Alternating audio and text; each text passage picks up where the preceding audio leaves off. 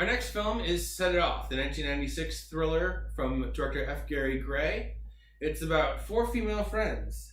Stoney, played by Jada Pinkett Smith, who is a young woman desperate to find a way to pay college tuition for her brother so he can escape the projects where she lives.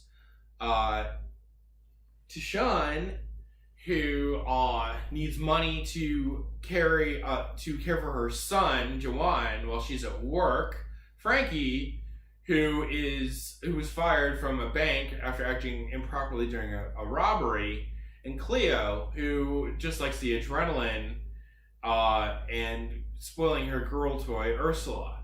These four women are in desperate need of money and an escape from the daily ordeal of their lives. So after a couple of nitwits they know participate in a bank robbery and fail, they figure that they can take down a bank by themselves because Frankie knows the ins and outs of how a bank works. Of course, once is not enough, and soon greed and desperation turn these ordinary women into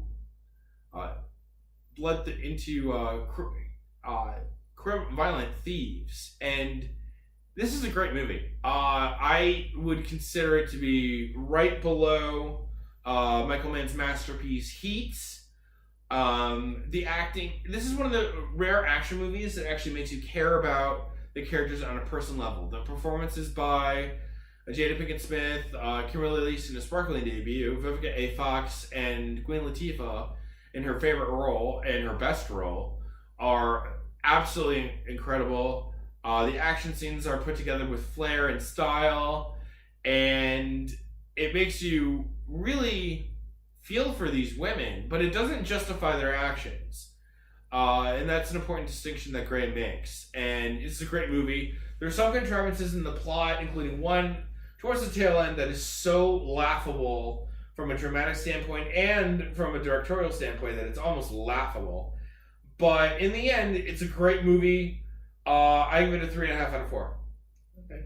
I don't like it quite as much as you, but it is a 3 out of 4 for me.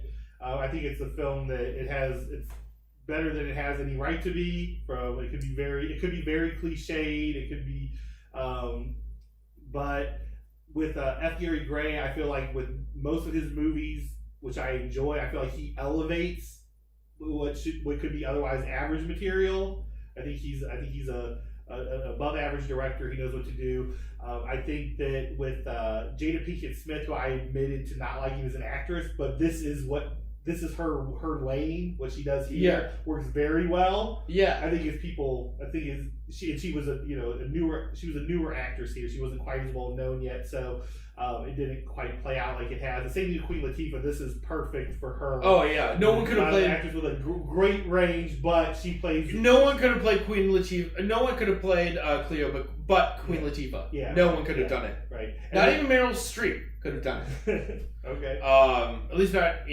as well. Right. Vivica A. Fox is always excellent, and like I said, Kimberly Elise is a great debut for her.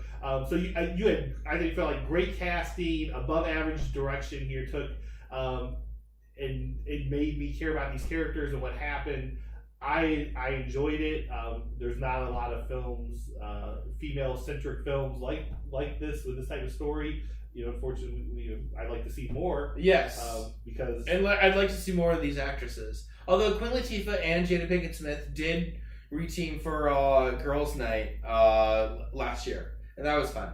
But that was nice to see. But there's one actor I do want to mention. It's a small role. Charles Robinson, who plays the car dealership owner that Sony tries to get a job from.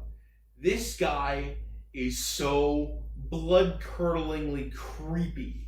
I mean, he's only on screen for like 3 minutes, but my God, he makes the hairs on the back of my neck stand up. He is just creepy. Yeah. So I think you have to mention him. I mean, because he made me just feel unclean in a way that it works, but I'm not sure if F. Gary Gray or Charles Robinson intended it to work the way it did, but it did, and he makes his mark on the film in as much of a way as the four leads do. Blair Underwood, who plays Stoney's boyfriend, he's very good. And what I liked about this movie is that, well, the four leads are women, and they are black. Race and gender, they're there but underneath the surface, but the film doesn't seem to need to make some sort of soapbox stand about either one of them. Right. It's like, yes, they're women, yes, they're black, let's move on. Let's use that as a jumping off point. Gray doesn't need to justify it in some way. And so what I liked about what he did with the John C. McGinley character, he's not a stereotypical cop. He's not, a racist,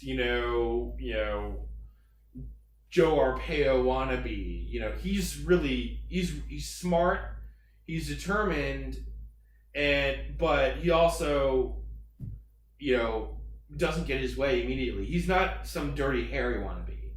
And I thought that was interesting and a really good artistic choice from F. Gary Gray. I think that really worked very, very well. Yeah, absolutely.